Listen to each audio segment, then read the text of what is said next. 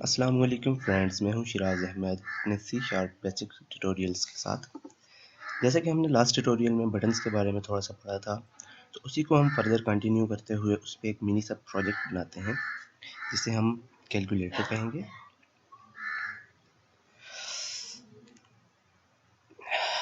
Calculator के लिए सबसे पहले हमें बटन्स और टेक्स्ट बॉक्स की सेटिंग करनी पड़ेगी।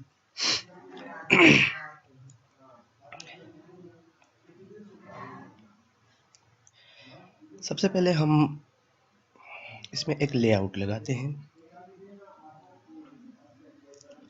जिसके ज़रिए से बटन्स और टेक्स्ट बॉक्स की हम सेटिंग्स करेंगे।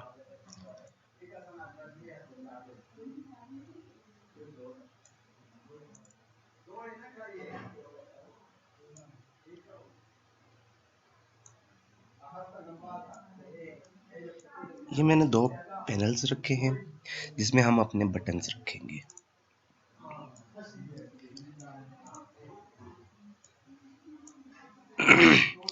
इसके साथ साथ हमें एक टेक्स्ट बॉक्स की ज़रूरत पड़ेगी जिसमें हम अपनी फिगर्स को कैलकुलेट करेंगे और ऐसे कैलकुलेटर से शो करवाएंगे।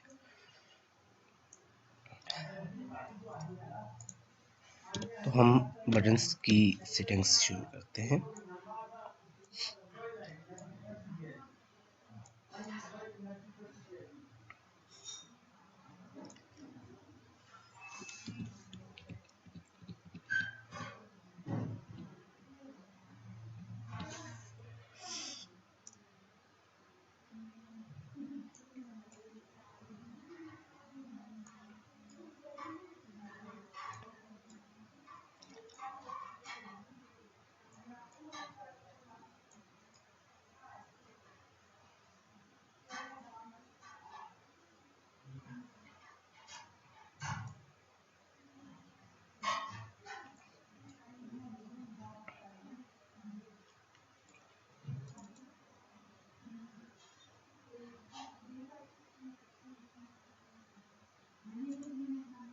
बेसिकली इस चीज़ को डिज़ाइनिंग कहते हैं, क्योंकि हम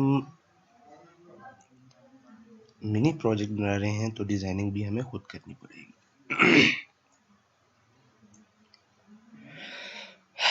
ये हमने कुछ बटन्स रख लिए, इसके अलावा हम कुछ बटन्स और रखेंगे जैसे कि plus minus multiply equals to.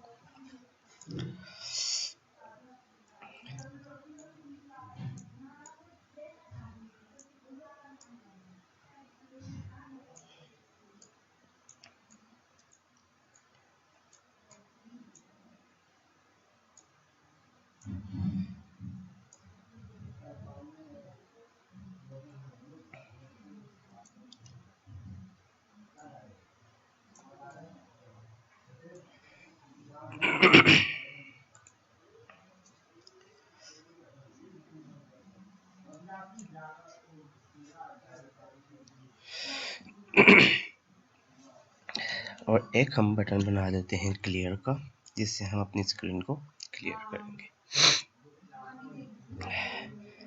तो इन बटन्स को हम अब सेटिंग्स के साथ साथ इनको नाम देने की शुरू करते हैं।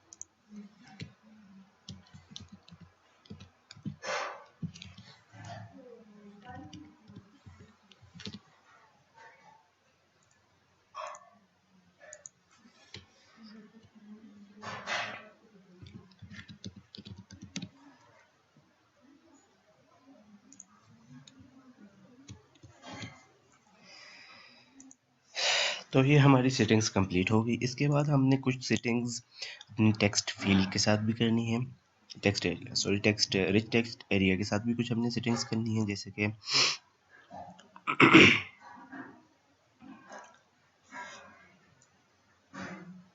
राइट टू लेफ्ट हमने यस करना है ताकि ये इस तरफ से लिखना शुरू करे।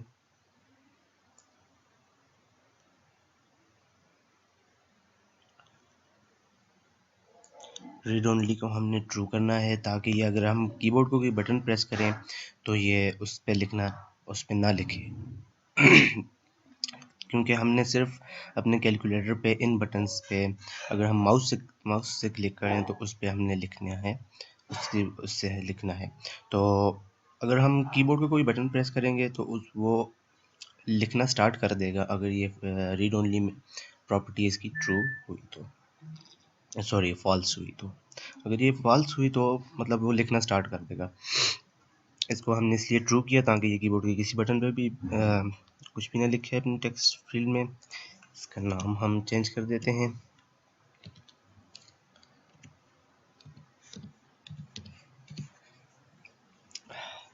तो ये हमारी कुछ सेटिंग्स कंप्लीट हो गई। इसके बाद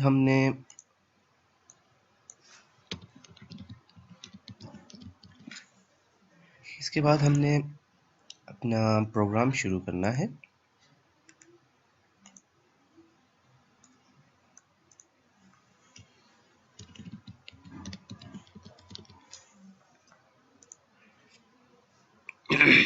तो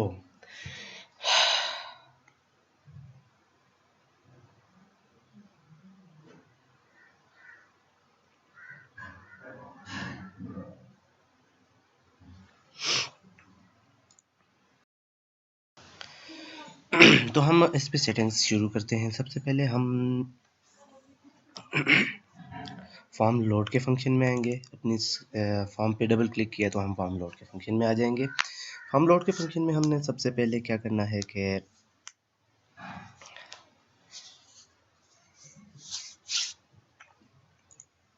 हमने एक वेरिएबल्स कुछ बनाने हैं।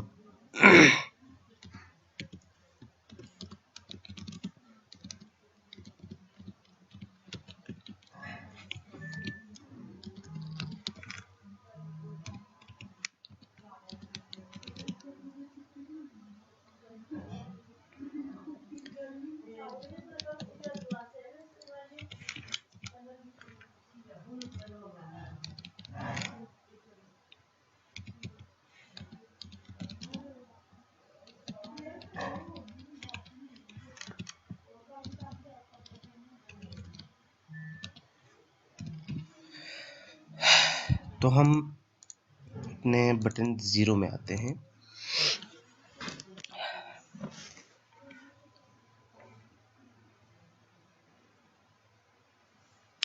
बटन 0 में सबसे पहले हमने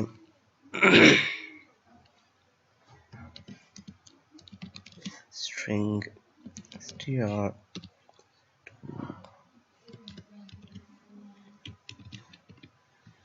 0 और हमने टेक्स्ट फील्ड में इसको ऐड कर देना है।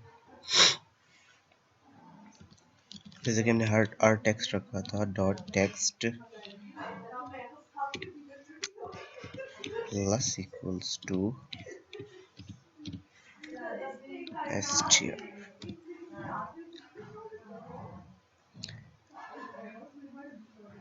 इसी तरह हमने हर बटन के अगेंस्ट यही काम करना है। तो हम इसे कॉपी कर लेते हैं, पेस्ट करते हैं। जैसे कि ये बटन 1 था तो हमने इसके क्रॉस 1 लिख देना है। डॉट था तो इसके क्रॉस हमने डॉट डाल देना है। 2 था तो 2 के क्रॉस हमने 2 कर लेना है। इसी तरह हर बटन के क्रॉस हम ये काम करेंगे, न्यूमेरिक बटन्स के क्रॉस।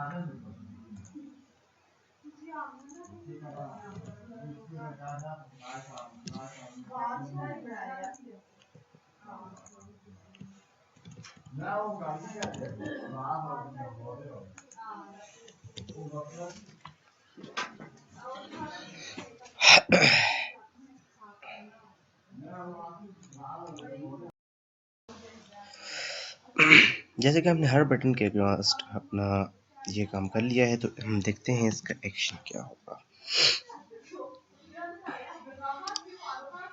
जैसे कि हम बटन 1 प्रेस करते हैं तो ये 1 आता है, और 2 प्रेस करते हैं 2, डॉट प्रेस करते हैं तो डॉट में ये मसला दे रहा है, क्योंकि डॉट को ये हम पहले कंसिडर कर रहा है। तो इस मसले को देखते हैं हम।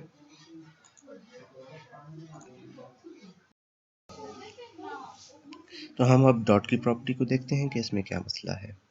वैसे हमने डॉट की प्रॉपर्टी बिल्कुल ठीक लिखी हुई है, एक दफ़ा फिर से हम ट्राई करके चेक करते हैं। 5.3 तो ये बिल्कुल ठीक आ रही है। अब एक मसला इसमें आएगा कि ये डबल 2 दफ़ा डॉट देता है। अब हम मैथमेटिकल एक्सप्रेशन में देखते हैं 2 दफ़ा डॉट तो नहीं आ सकता, तो इसके लिए हम कुछ ना कुछ करते हैं। तो हम चाहते हैं कि एक दफ़ा अगर डॉट का बटन प्रेस हो तो डॉट का बटन डिसेबल हो जाए, उसके बाद हम डॉट प्रेस ना कर सकें। इसके लिए हम dot enable equals to false कर देते हैं, ताकि जब भी डॉट का बटन एक दफ़ा प्रेस हो उसके बाद डॉट फॉल्स हो जाए, उसके बाद डॉट को हम प्रेस ना कर सकें। ठीक,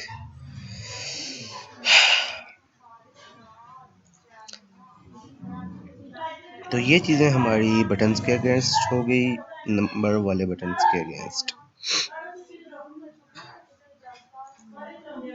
अब हम कुछ दूसरे बटन्स के अगेंस्ट आते हैं, इनके अगेंस्ट देखते हैं हमने क्या करना है। तो सबसे पहले हम क्लियर के बटन को देखते हैं। क्लियर के बटन में हमने सबसे पहले एक तो हम प्रॉपर्टी हमने ट्रू करनी थी जो हम पहले फॉल्स कर चुके थे, जैसे dot property dot enable equals to true.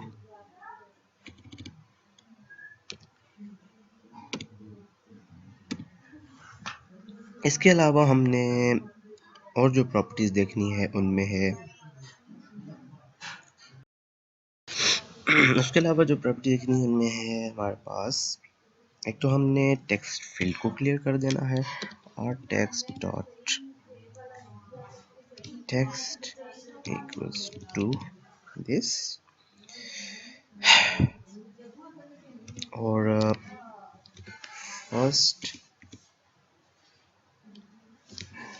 First operand equals to this, second operand equals to this।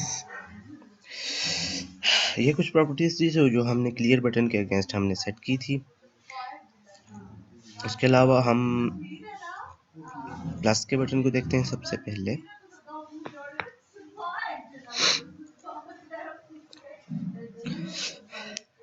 इसमें हमने सबसे पहले एक स्ट्रिंग रखना है, एक्चुअली हमने उसे ग्लोबल बनाना है। हम पहले दूसरा काम कर लेते हैं। सबसे पहले हमने क्या करना है कि जो हमारे टेक्स्ट फील्ड में रिसेंट टेक्स्ट होगा उसको हम एक स्ट्रिंग में अपने फर्स्ट ऑपरेंड में स्टोर करवा देंगे।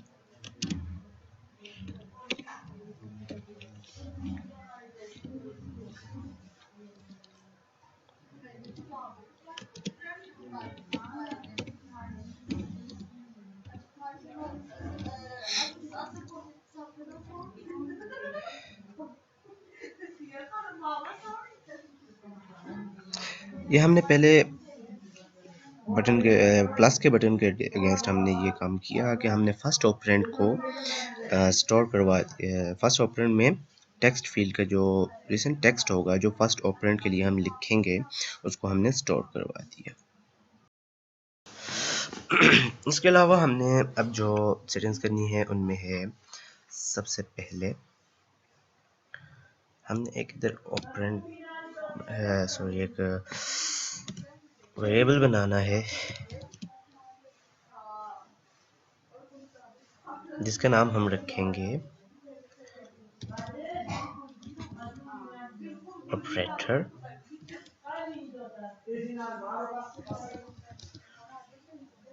ऑपरेटर एक्चुअली कीवर्ड है तो हमें इसे चेंज करना पड़ेगा।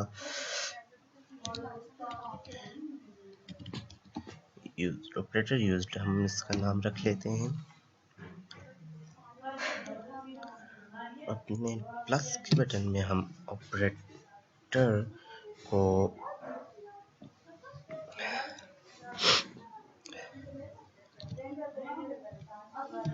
यूज्ड को हम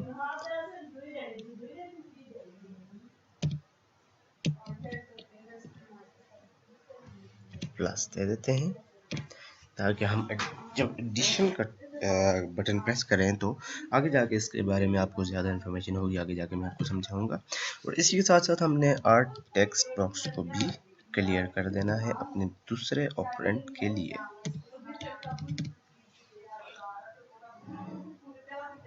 इसी तरह हम ये सब काम अपने दूसरे बटन्स के अगेंस्ट करेंगे।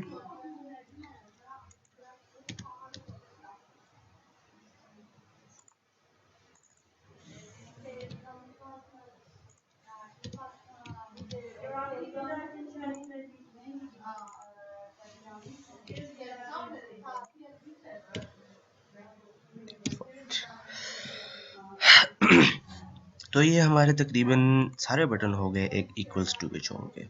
अब इक्वल्स टू में हमने बहुत से काम करने हैं, जैसे कि हमने दूसरे ऑपरेंड को कैलकुलेट करना है और उसके साथ साथ इन प्लस माइनस अगर जो भी हमारे पास ऑपरेटर आए तो उसके ज़रिए से हमने उनको सब्ट्रैक्ट माइनस प्लस जो भी करना है। तो लेट्स स्टार्ट। सबसे पहले हम देखेंगे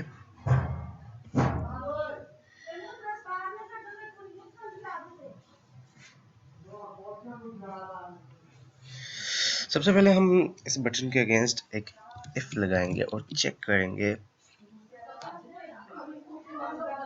कि हमारा ऑपरेटर कौन सा यूज हुआ है।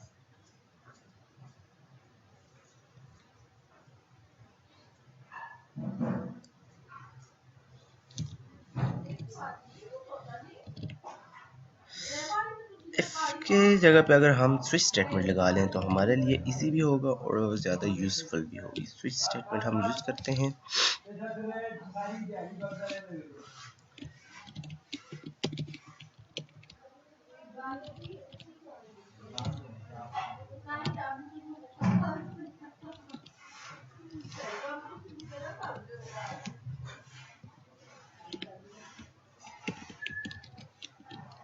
अगर प्लस का केस हो तो क्या हो,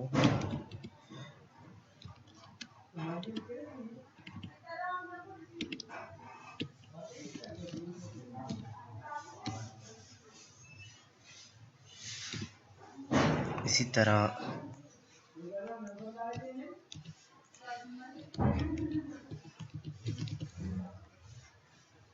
अगर माइनस का केस हो तो क्या हो, सब्ट्रैक्शन आई मीन।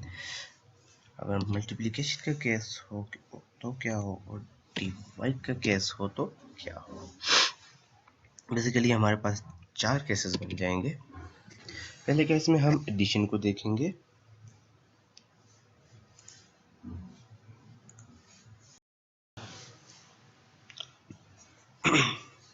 तो एडिशन के केस में हमने सबसे पहले अपने दूसरे ऑपरेंड को हमने देखना है और उसे स्टोर करवाना है अपने सेकंड ऑपरेंड में।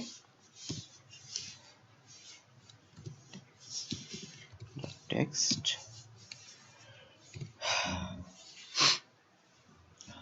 इसी के साथ साथ हमें फर्स्ट ऑपरेंड को और सेकंड ऑपरेंड को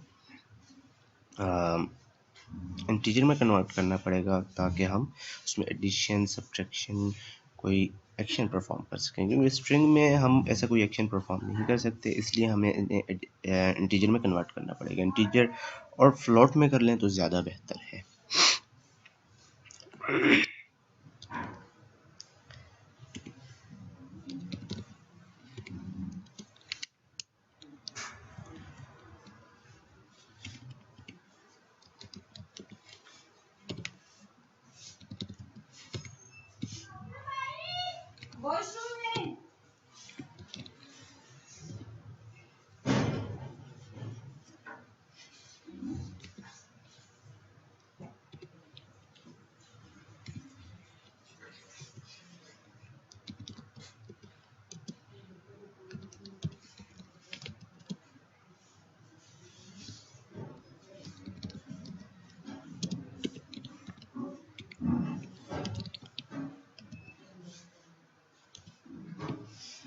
जैसे कि हमने इन्हें इंटीजर्स में फ्लोट में कन्वर्ट कर लिया है, तो हम इनके रिजल्ट भी एक फ्लोट में लेंगे।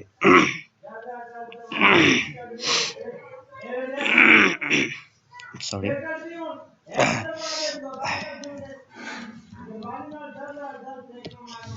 रिजल्ट इक्वल टू फर्स्ट, तो प्लस का एक्शन था तो सेकंड। तो रिजल्ट जैसे कि कैलकुलेट हो चुका होगा, तो हम इसे अब स्क्रीन पे अपने रिच टेक्स्ट बॉक्स में शो भी करवाएंगे इसी जगह पर।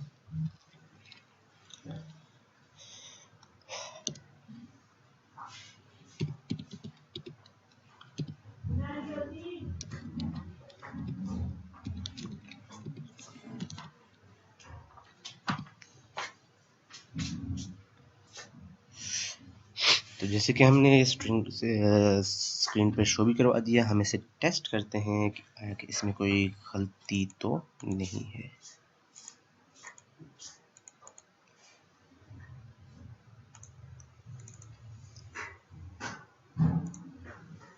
तो ये हमारा बिल्कुल ठीक काम कर रहा है। हम इसकी थोड़ी सी प्रॉपर्टी को चेंज करके इसके टेक्स्ट को बड़ा भी कर सकते हैं। इस टेक्स्ट बॉक्स को इसे बोल्ड और ये साइज रख लेते हैं। इससे अब हमें एक कैलकुलेटर जैसी लुक आएगी इसकी।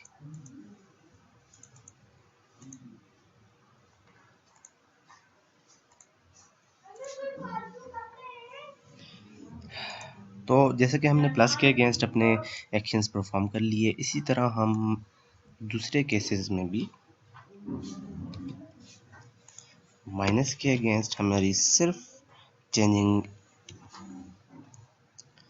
माइनस में रहेगी। और इसके साथ साथ एक और चीज़ हमारे लिए बेहतर होगी कि हम ये जो हमने फ्लोट के वेरिएबल्स बनाए हैं, इन्हें हम ग्लोबल बना रहे हैं ताकि एक ही दफ़ा हमें बनाने पड़े, बार बार से यूज कर सकें हम। तो हम इन्हें ग्लोबल बना लेते हैं।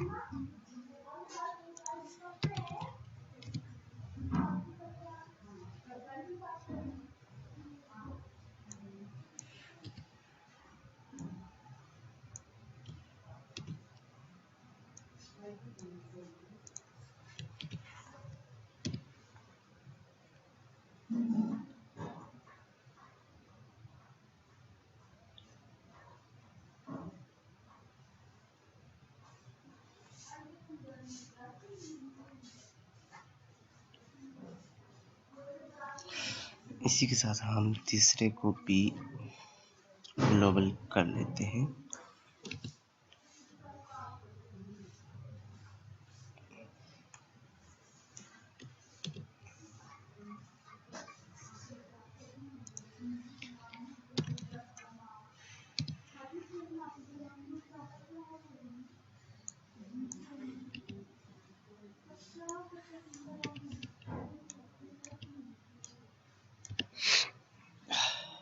तो हमने इन्हें चेंज कर दिया।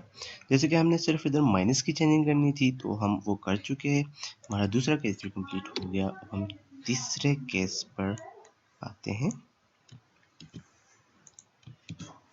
तीसरे केस में मल्टीप्लिकेशन थी तो हम इधर मल्टीप्लिकेशन का साइन डाल देते हैं।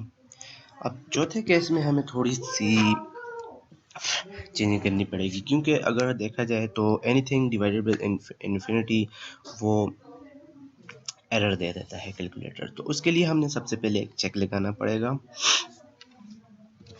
इफ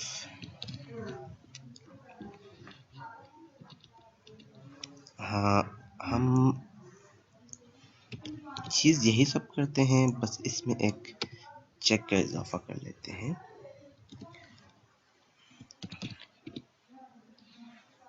अगर हम इस चेक को इसके बाद लगाएं तो ज़्यादा बेहतर होगा।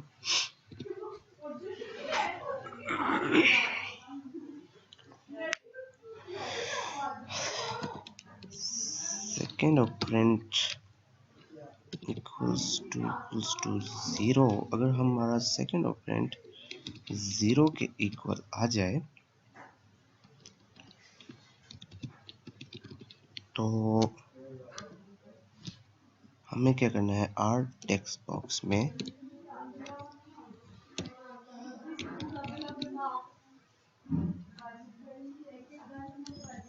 एरर डिस्प्ले करवा दें। बेहतर होगा कि इन्फिनिटी एरर।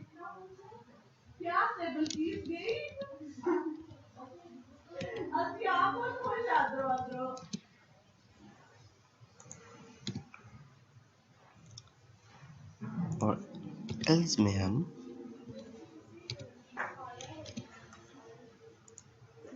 ये सारा काम कर देते हैं विद डिवाइड साइन। अब हम देखते हैं इसमें अपना हमारा कोई मसला। 99.3 मल्टीप्लाई बाय 5 ठीक आंसर आ रहा है। 66 माइनस 60 ठीक आंसर आ रहा है। 60 डिवाइडेड बाय 10 6 हमारा ठीक आंसर आ रहा है। अब हम इन्फिनिटी वाले चेक करते हैं अनडिफाइंड एरर। तो जैसा कि हमारा आपने देखा, हमने इस ट्यूटोरियल में एक सिंपल सा कैलकुलेटर बनाना सीखा। उम्मीद है आप सबको पसंद आया होगा। आगे भी मेरे ट्यूटोरियल्स देखते रहिएगा। अपने दोस्त शिराज अहमद को इजाज़त दीजिए। अल्लाह हाफिज़। नेक्स्ट ट्यूटोरियल में कोई अच्छा सा मिनी सा प्रोजेक्ट आपके लिए लेके आऊँगा। Good bye.